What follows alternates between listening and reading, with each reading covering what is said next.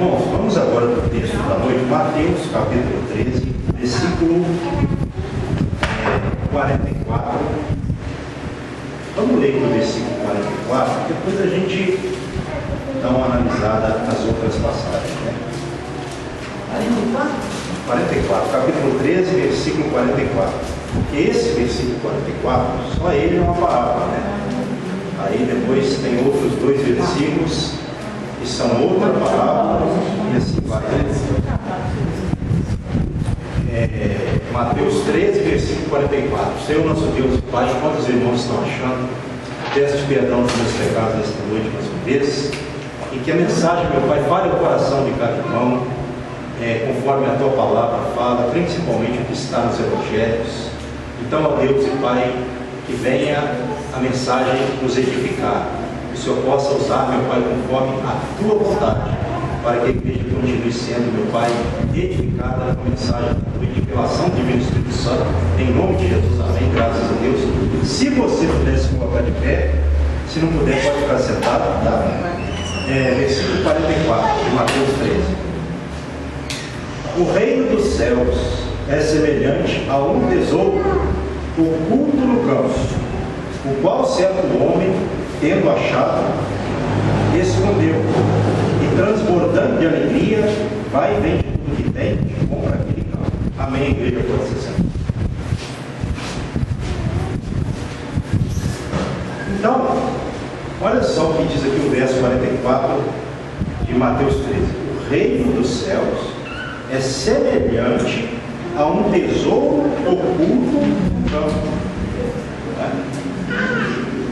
Antigamente, alguns tesouros, eles eram escondidos em alguns campos. Por isso que Jesus usou também, né, esse fato de sua época para falar essa palavra, para falar sobre o tesouro escondido. Então, esse homem, ele, como fala aqui,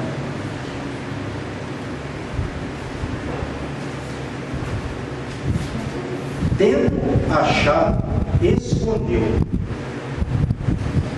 Então o homem estava no campo. E aí o que aconteceu? Ele achou aquele tesouro ali. O que ele fez? Escondeu. Porque ele viu que era algo de valor. E o dono do campo, com certeza, provavelmente, não sabia que havia aquele tesouro ali. Então ele pensou: opa, esse campo se torna altamente valioso. Eu vou vender tudo que eu tenho e com o dinheiro vou comprar o campo. Então isso é o quê? Uma parábola. O reino dos céus é semelhante a um tesouro oculto no campo. Então isso simboliza o quê? A pessoa, quando ela encontra com Jesus, quando ela encontra Jesus, ela encontra o reino de Deus. Porque quem que nos manifestou o reino de Deus de acordo com os evangelhos? O próprio Jesus. Então, isso significa que uma pessoa que não tem o reino de Deus, quando ela encontra o reino de Deus, quando ela encontra Jesus, ela vai abrir mão de tudo que ela tem que for necessário para poder adquirir esse grande tesouro. Isso fala de uma verdadeira convenção. A pessoa, quando ela encontra o reino de Deus, ela encontra tudo na vida dela. É tão importante que tudo que ela tem, que é contrário ao reino de Deus, ela vai abrir mão, porque ela encontrou ali o verdadeiro sentido da vida. Então, para ela, a partir do momento em que ela encontra o reino de Deus, as coisas que ela tem passam a ser secundárias. E tudo que uma pessoa tem que é contrário ao reino de Deus, à vontade de Deus, ela vai fazer o quê? Ela vai abrir mão. Por exemplo, quando Jesus foi à casa de Zaqueu, estava em Lucas 19. No final do trecho, o que Zaqueu falou? Vou dar aos pobres metade do que eu tenho. E se roubei, defraudei alguém em alguma coisa, em alguma coisa, restituirei 4 vezes mais. Aí Jesus, vendo aquela atitude de Zaqueu, o que ele falou?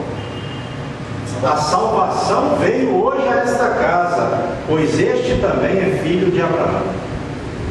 Por quê? Porque Zaqueu deu uma demonstração de arrependimento. Ele não era chefe dos publicanos. Os publicanos não eram os cobradores de impostos dos judeus. E normalmente os judeus não eram roubados, porque os publicanos eles abusavam ali naquele trabalho que eles faziam para Roma. Eles também se aproveitavam dos judeus. Por isso que os judeus eles odiavam, não gostavam dos publicanos. Pode esse abuso ali, né, no tributo, no imposto, certo? Então Zaqueu era o chefe, e ele, sabendo certamente que havia muito roubo, ele já falou de cara: eu vou dar metade dos meus bens aos pobres. Não é isso? Como está lá em Lucas 19.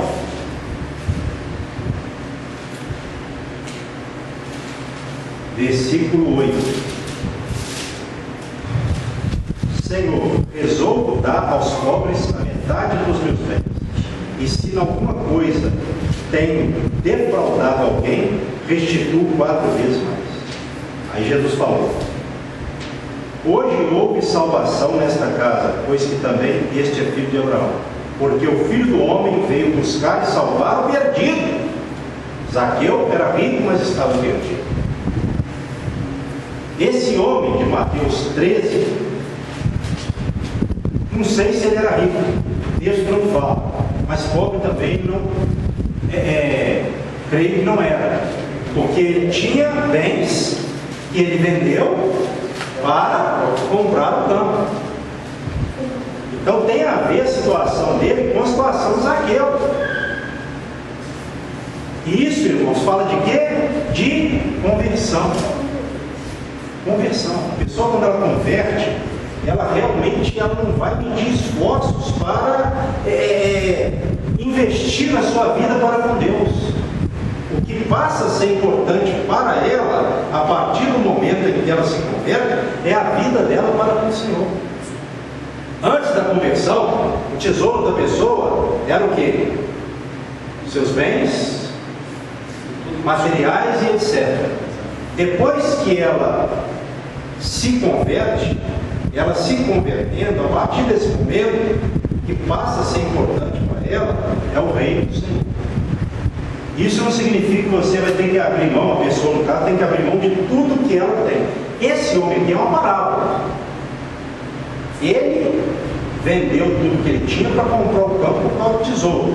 Então isso tem a ver com a nossa vida com o Senhor. Quando alguém encontra, acha o reino de Deus, certo? Esse é um ponto.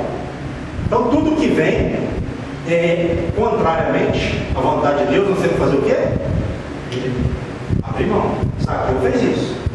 Jesus só falou que a salvação veio a esta casa porque Zaqueu deu uma demonstração de arrependimento.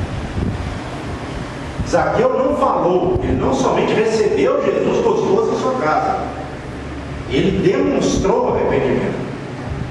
Aí quando Jesus viu, falou assim: opa, olha o sinal aí de que ele está salvo hoje. Ele se arrependeu. Ele abriu mão dos seus bens, que provavelmente parte dos seus bens, essa parte foi adquirida por Zaqueu injustamente. Então ele entendeu a mensagem de Jesus, né? A vinda de Jesus à sua casa, aquele momento em que Jesus pousou em sua casa, ele entendeu. Então nós não podemos deixar nada atrapalhar a nossa vida para com Deus. Essa é a moral da parábola. É o valor do reino de Deus, que tem um valor máximo, absoluto, exatamente. Ele é soberano. Quando alguém realmente se converte, o reino de Deus passa a ser o quê? Prioridade. Né? Então esse homem, ele fez tudo o que ele podia fazer para comprar aquele campo por causa do tesouro. Né? Aí no versículo 45, no mesmo sentido, só muda aqui, né, a mensagem, mas é o mesmo sentido. O reino dos céus é também semelhante a um que negocia e procura boas pérolas. Negociante. E tendo achado uma pérola de grande valor, vende tudo que possui e compra a pérola. Mesma coisa. É semelhante ao negociante, né? Que negocia e procura boas pérolas. Ele encontrando uma pérola de grande valor, o que ele vai fazer? Vai também abrir mão para adquirir, abrir mão do que for necessário para adquirir aquela pérola almejada. Olha o valor do reino de Deus. Coisa maravilhosa. Quando você vai, porque são parábolas, por isso que eu estou aqui indo. Anteriormente, no mesmo capítulo 13, versos 31 e 32, olha só, outra parábola, né? No mesmo sentido, ó, 31 e 32. Outra parábola lhes propôs, dizendo, Jesus, né? O reino dos céus é semelhante a um grão de mostarda, que um homem tomou e plantou no seu campo, qual é, na verdade, a menor de todas as sementes, e crescida é a maior de todas as hortaliças, e se faz árvore, de modo que as aves do céu vêm aninhar-se nos seus ramos. Então aqui, o reino dos céus, ele é comparado também o quê? A um grão de mostarda, que era a época de Jesus, hoje não mais, mas a época de Jesus era a menor semente. E quando ela crescia, plantada, ela crescia, se tornava a maior das hortaliças. Né? Alguns dizem que chegava a 2 metros, 3, mas isso aí não é o ponto. Não fala, então, né? Vamos ficar com o que está escrito. E se faz árvore, quer dizer, ela se faz uma planta que se faz árvore. Uma semente que é plantada na terra, germina, cresce de uma planta, isso passa a ser uma árvore. E o mais interessante, ó, para o final do verso 32, de modo que as aves do céu venham aninhar-se nos seus ramos. Eu creio que essa interpretação fala do crescimento do reino de Deus, comparado à árvore aqui, né? O grão de mostarda, que era plantado, crescia, se tornava uma árvore, e as aves dos céus vinham e pousavam, como está aqui, né?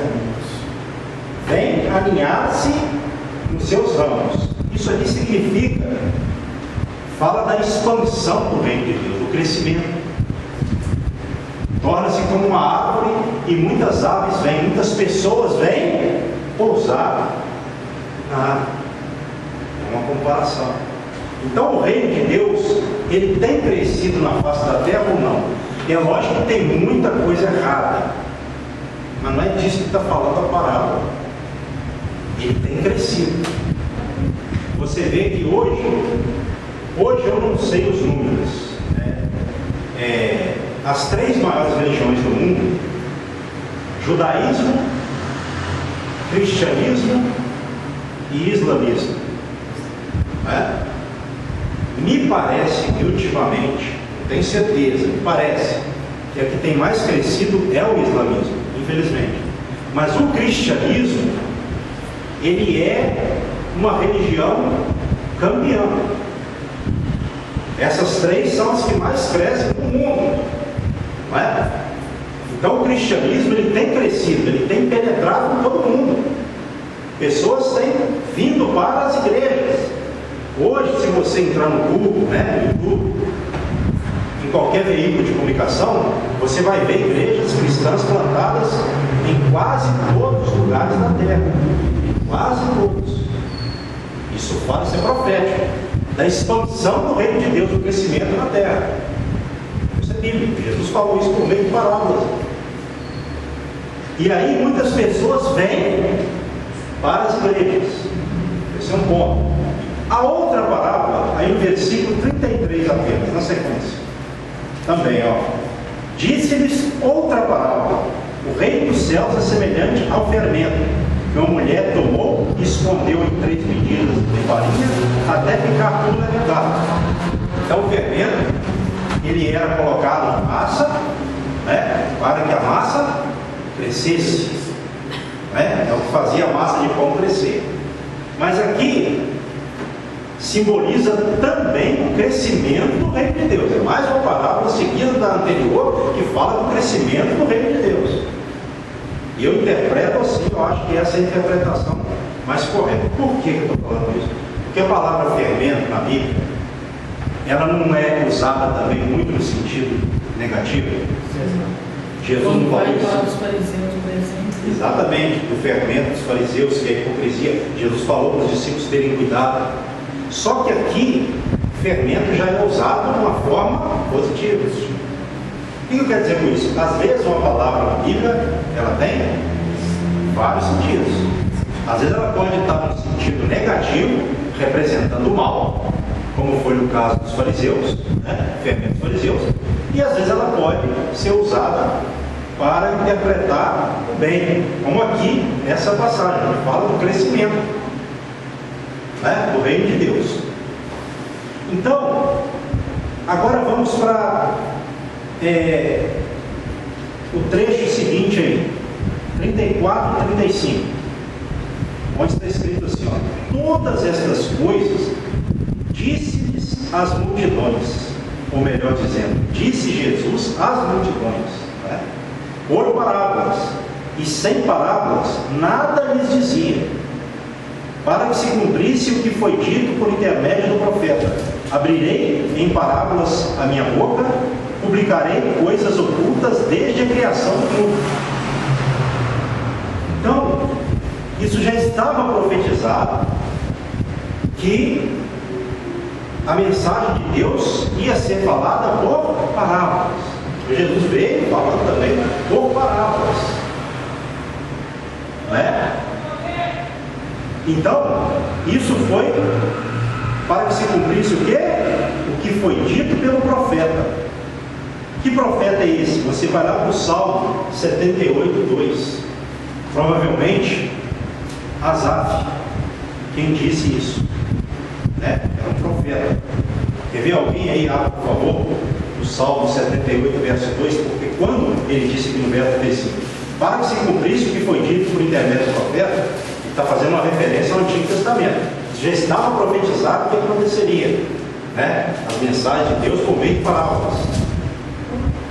Salmo 78, verso 2. Em parábolas abrirei a minha boca, proferirei enigmas do passado. Amém. Então, é uma referência a Salmo 78, verso 2, né? E do qual Asaf, vidente ou profeta, né, foi autor. Então, a pessoa pergunta assim: pastor, mas por que Jesus falava por parábolas? E às vezes ele explicava em particular para os discípulos as parábolas. Será que ele falava por parábolas para que as pessoas não entendessem? Será que é isso? Né? Porque normalmente parábola significa o quê? Comparação. Então Jesus usou muita linguagem parabólica. Agora, a questão é a seguinte: ele falava por parábolas. Aí muitas vezes, eu creio que em muitas situações, pessoas ficavam sem entender. Então o que essas pessoas tinham que fazer? Perguntar ele. Perseverar seguindo ele para aprender. né?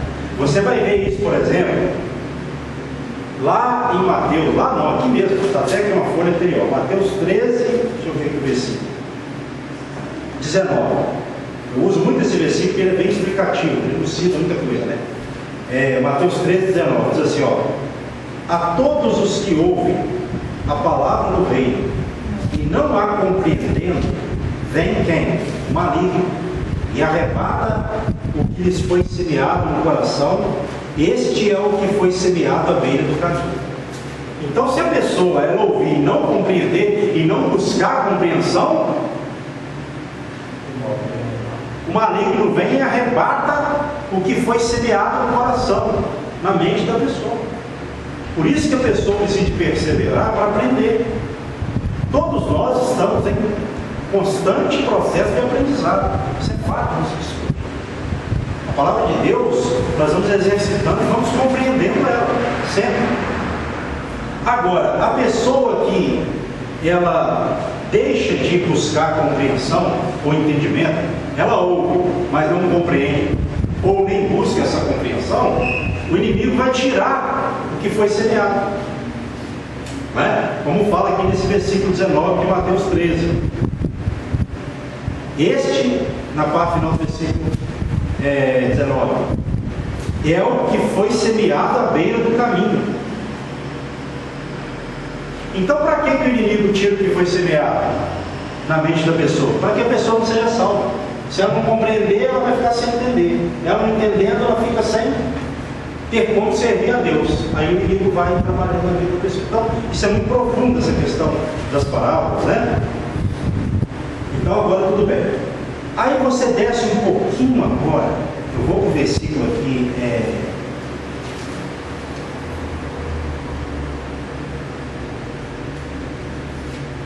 Não, pode descer um pouco mais. Vai lá para o 47, por favor. Mesmo capítulo 13, Mateus, tá? Mateus agora 13, 47. O reino dos céus é ainda semelhante a uma rede, que lançada ao mar, recolhe peixes de toda espécie. E quando já está cheia, os pescadores arrastam-na para a praia, e assentados escolhem os bons para os cestos e os ruins deitam fora. Assim será a consumação do século. Sairão os anjos e separarão os maus dentre os justos, e os lançarão na fornalha acesa. Ali haverá choro e ranger de dentes. Então, agora, o reino entre os céus, aqui nessa passagem, ele é comparado a uma rede. Então, os pescadores, eles lançavam uma grande rede. Alguns dizem que essa rede ficava entre dois barcos. Então, eles lançavam essa rede e depois arrastavam essa rede para a praia. Chegando lá, eles selecionavam, faziam a separação. Os bons, eles colocavam no cesto, como está aqui, né? No versículo de número 48, nos cestos, né? E os ruins, eles deitavam fora. Então Jesus usa também, ele compara o reino dos céus, falando sobre essa separação que vai haver. Então a rede, nós podemos dizer que essa rede ela está por meio da mensagem de Deus, ela está pegando muitos peixes.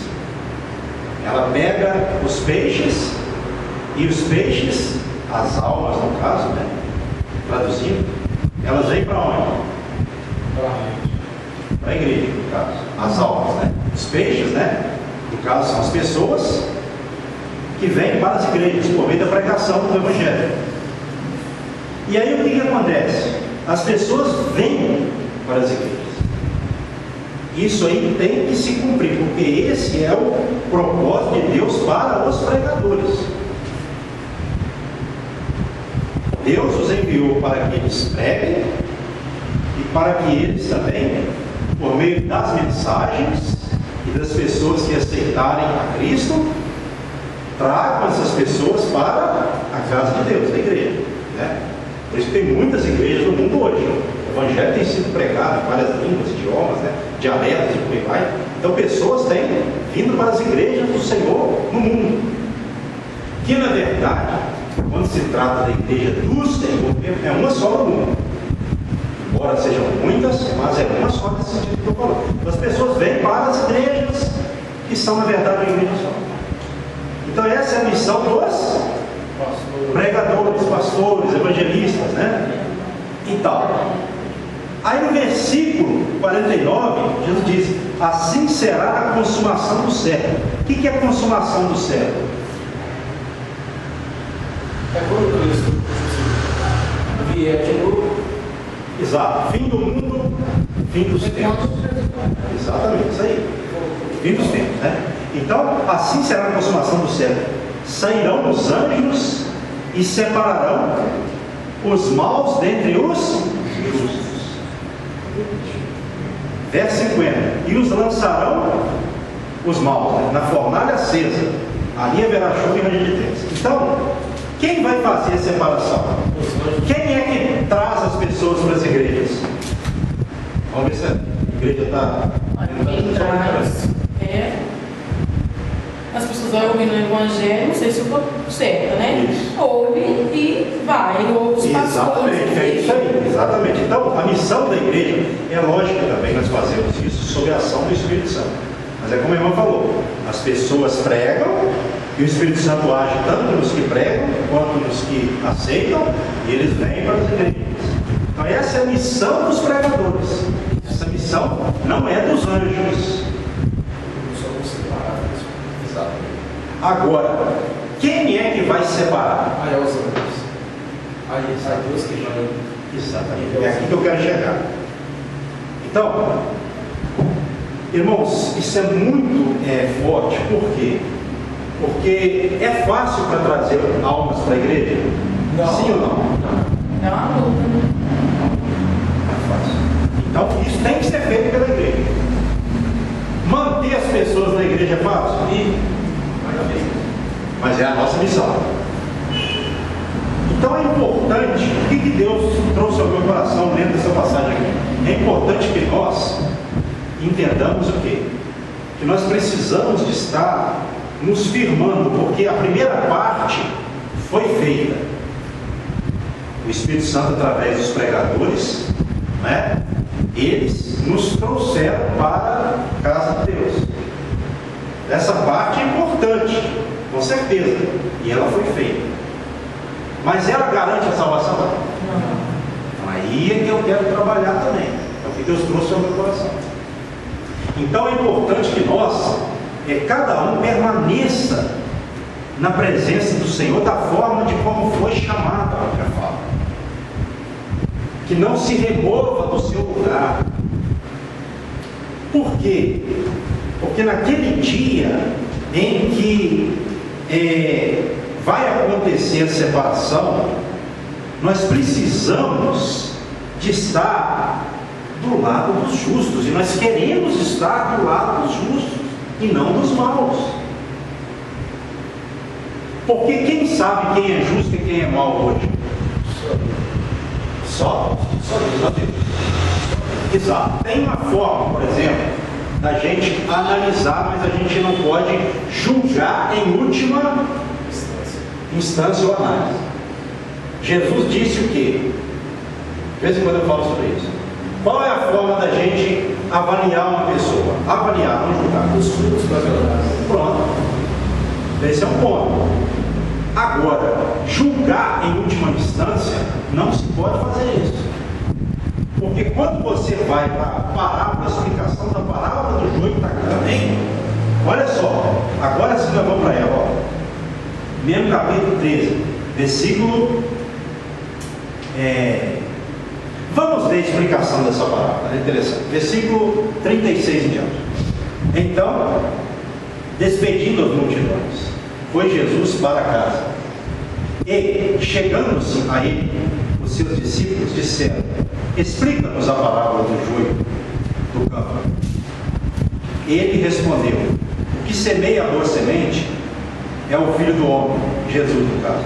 O campo é o mundo. A boa semente são os filhos do reino. Os joios são os filhos do maligno. O inimigo que o semeou é o diabo. A ceifa é a consumação do século. E os ceifeiros são os anjos. Pois assim como o joio é colhido e lançado no fogo, assim será na consumação do século. Mandará o Filho do Homem os seus anjos, que ajuntarão do seu reino todos os escândalos e os que praticam iniquidade, e os lançarão na fornalha acesa. Ali haverá choro e ranger de dentes. Então os justos resplandecerão como o sol no reino de seu Pai. Quem tem ouvidos para ouvir, ouça. Então aqui, importante porque explica mais, né? Porque quando você vai para plantação natural do mundo físico, do trigo, e quando se fala do trigo e do joio no mundo físico, eles crescem no mundo físico mesmo, juntos. E eles são iguais, bem parecidos. Então tem como, antes da colheita, no mundo físico que eu estou falando, tirar o joio.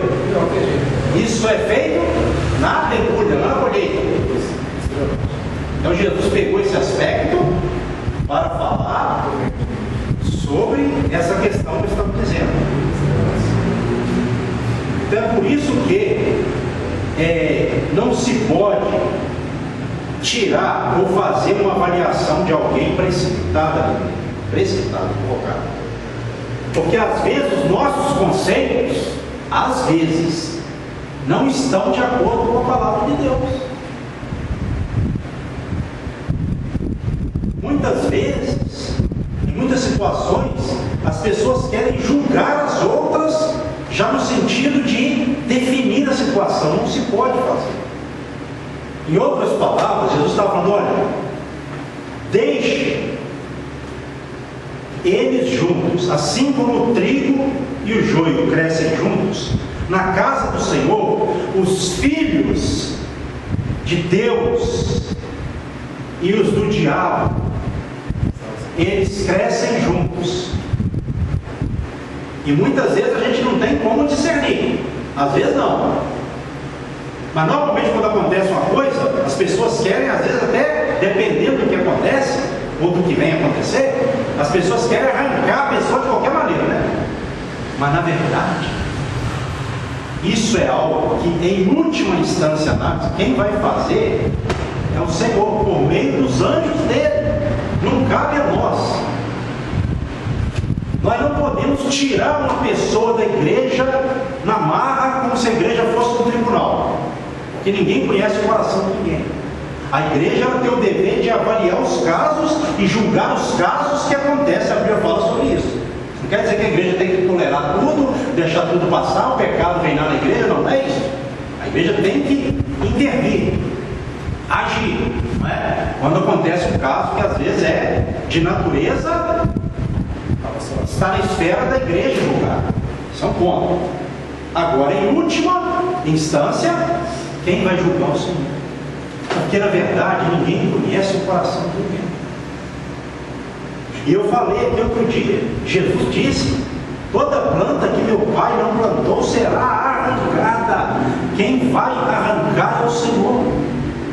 Agora nós não somos melhores, mas nós temos que estar pedindo a Deus misericórdia. Senhor, tenha compaixão de mim, me dê discernimento para que eu avalie sempre a minha própria vida e dependa do Senhor, para que eu não julgue precipitadamente, para que eu não venha dar uma sentença querendo tomar o lugar do Senhor, porque eu não vim ao mundo, ou Jesus não me chamou para julgar. Jesus me chamou para pregar o Evangelho, para que as pessoas se arrependam e sejam salvas. O próprio Jesus disse: eu não vos julgo, mas a palavra que eu vos tenho pregado, essa vos há de julgar no último dia. Então até Jesus saiu dessa, mas a palavra julga. Julga ou não julga? Jesus disse isso. Então não posso tomar o lugar de querer arrancar da igreja uma pessoa, certo? As pessoas não têm essa tendência, às vezes, quando acontece uma coisa assim na igreja, tem que fazer alguma coisa, vai no pastor, vai no irmão, né? Dependendo do que venha acontecer. Mas nós temos que ter entendimento que só quem pode tirar é quem plantou, o Senhor. Então muitas coisas, no que diz respeito ao julgamento da igreja, não vão acontecer neste tempo nosso. É para o tempo do fim. Porque de repente a gente pode usar de uma força, às vezes até carnal, contra a vontade de Deus, para naquela ânsia ali, naquele afã de querer arrancar o mal, a pessoa que está praticando o mal, e a gente pode arrancar também uma pessoa do bem. Assim como se eles tirassem o joio antes da colheita, eles também correriam o risco ali, não é? De matar o trigo. Exatamente. Então nós temos que ter cuidado com essa questão. Nós não podemos tirar uma pessoa que Deus plantou. Às vezes uma pessoa sai, às vezes sai ou não, mas se ela sair, que saia pela sua própria vontade. Aí é um ponto. Então olha só o cuidado que nós temos que ter. E aqui fala o quê? Que haverá separação, assim como Jesus disse também lá naquela passagem onde ele fala que haverá separação das ovelhas. Olha só aqui em Mateus 25, isso aqui é interessante, no mesmo tema aqui, 25, para você ver como é que isso é real. Capítulo 25, versículo 32. Vamos ler o 31 e 32 para ficar completo, só para encerrar aqui. Mateus 25, verso 31 e 32. Mateus 25, verso 31 e 32. Quando vier o Filho do Homem, na sua majestade, e todos os anjos com ele, então se assentará no trono da sua glória, e todas as nações serão reunidas em sua presença. E ele separará uns dos outros, como o pastor separa dos cabritos as ovelhas.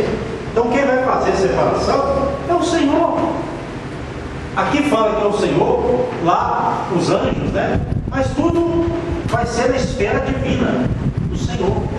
Porque essa separação vai ser a separação definitiva. Definitiva. Então aqui na terra, nós às vezes, por isso que muita gente não entende, por isso que tem que procurar entender a palavra, para saber até onde a gente tem que sofrer, até onde não. Então, aqui na terra normalmente, as pessoas acham que na igreja tem que ser tudo perfeito, e a gente trabalha para que seja, mas nem sempre depende de um, de dois, não é? Às vezes tem coisas que saem da nossa esfera de ação. Então, o que eu quero dizer com isso? Nós vamos ter que conviver com muitas imperfeições, ou com algumas imperfeições, porque a igreja aqui na terra, ela é composta de pessoas boas e pessoas más, dos filhos de Deus,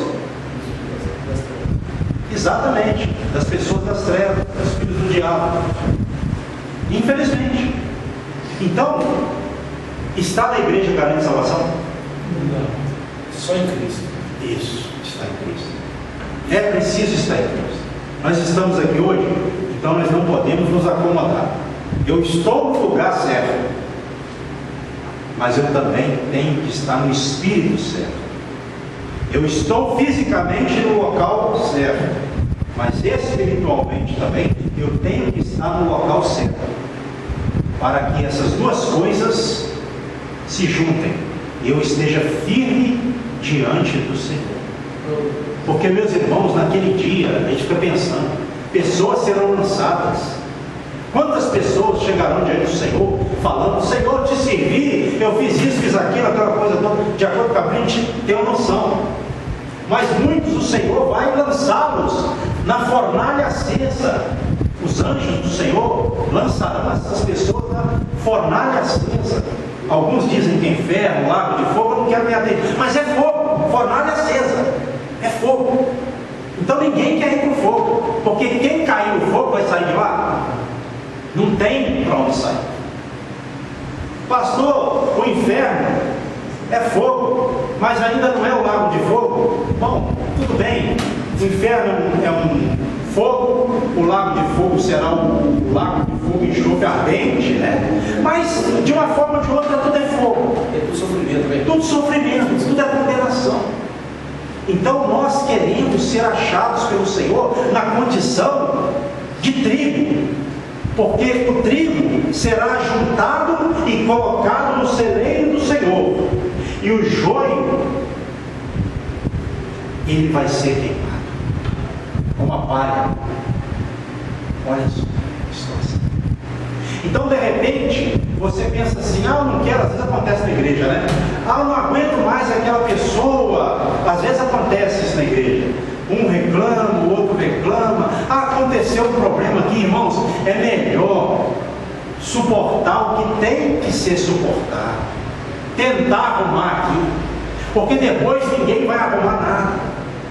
É melhor perdoar no tempo do perdão, que é agora, do que deixar a arrogância entrar no coração e falar assim: eu de maneira nenhuma eu vou me submeter a uma situação dessa, eu vou sair da igreja. Aí a pessoa sai da igreja, o problema espiritual vai com ela, que é uma brecha do diabo. Nós temos que tentar resolver diante de Deus, bom diante de Deus. Não vou lhe dizer grande não, tá? Eu vou ser aqui bem sensato. Bom diante de Deus é aquele que se acerta com Ele. É aquele que, quando tem um problema, ele procura resolver, porque ele sabe que ele não pode conviver com aquele problema. Ele não quer chegar ao dia da Santa Ceia com aquele problema e ceiar com o coração cheio de mágoa, porque ele está procurando viver o Evangelho. Tem muita gente que está gritando, está pulando, mas não perdoa ninguém, está fazendo sucesso para os homens. Irmãos, nós estamos vivendo num mundo que tem que vigiar. Porque às vezes tem pessoas, eu não estou aqui julgando não, tá? Isso é uma mensagem para todos nós. Às vezes tem pessoas que estão aí nas paradas de sucesso, mas não perdoam ninguém, nem todas, tá? Algumas, não perdoam ninguém, estão com o coração cheio de rancor, mas já tem fama.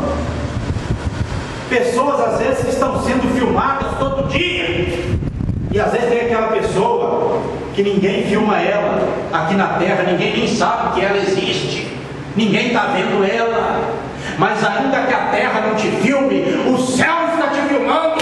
Se você está obedecendo, naquele dia você vai ser salvo e não será condenado. E muitos hoje que estão aí, como eu disse, nas paradas de sucesso, milhões de seguidores e tudo mais, irmãos, muitas dessas pessoas serão lançadas na fornalha acesa. Não só pessoas que estão nas paradas de sucesso, outras pessoas também que não são conhecidas. Mas o que eu quero dizer com isso aqui é o quê? Não é ser famoso ou não ser famoso, é a pessoa ser de Deus. Eu quero me acertar com Deus. O que importa para mim, ainda que eu não ganhe aqui na terra uma coisa, ainda que não aconteça algo comigo que eu quero, ainda que eu não atinja o meu objetivo, mas eu quero atingir o céu, a glória de Deus.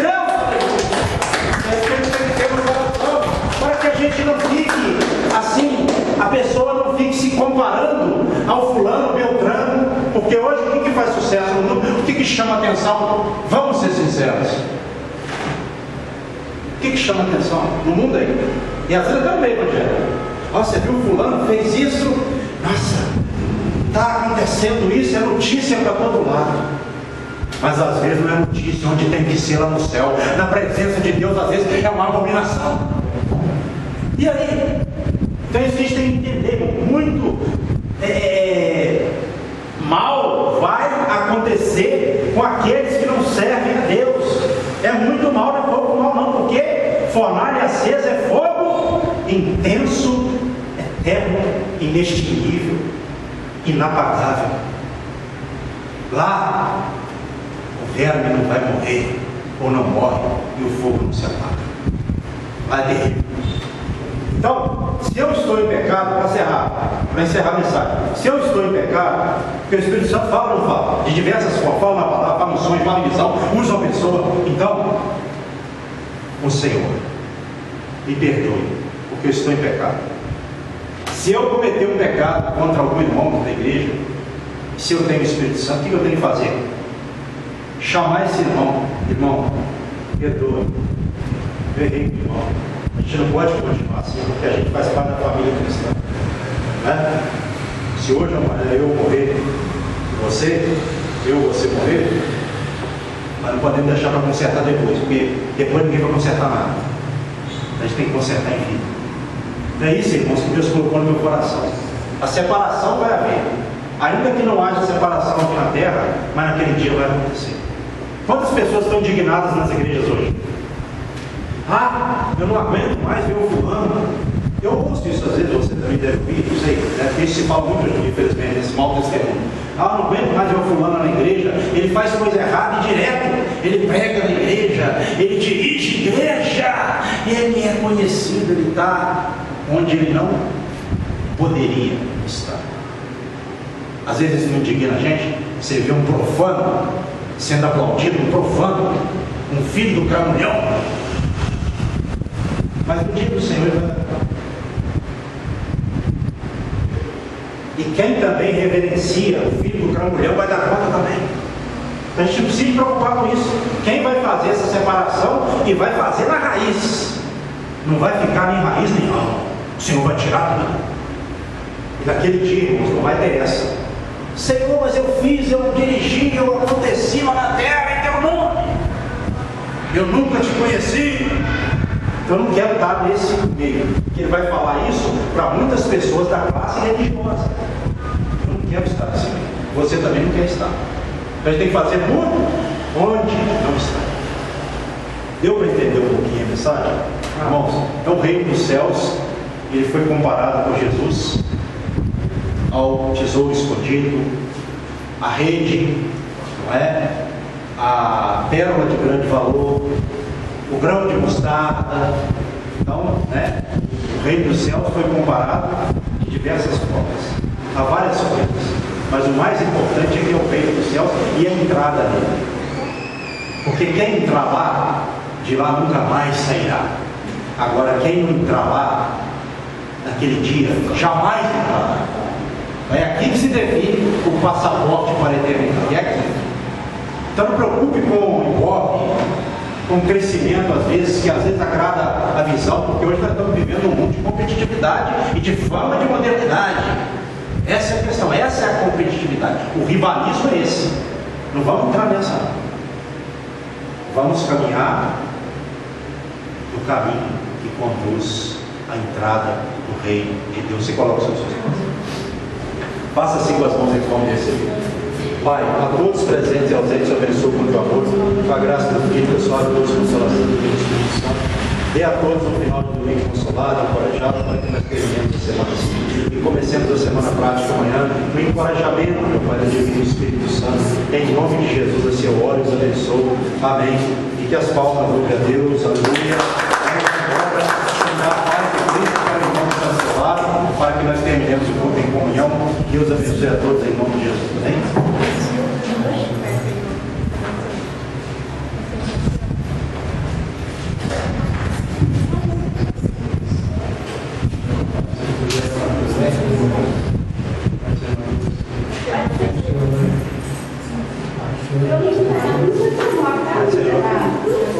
Vai, Senhor.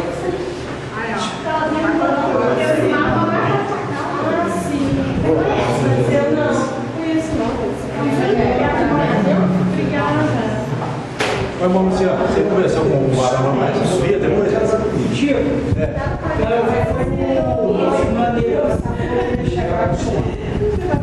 Ia chegar até onde? Vai ver que por algum motivo ele vem. Eu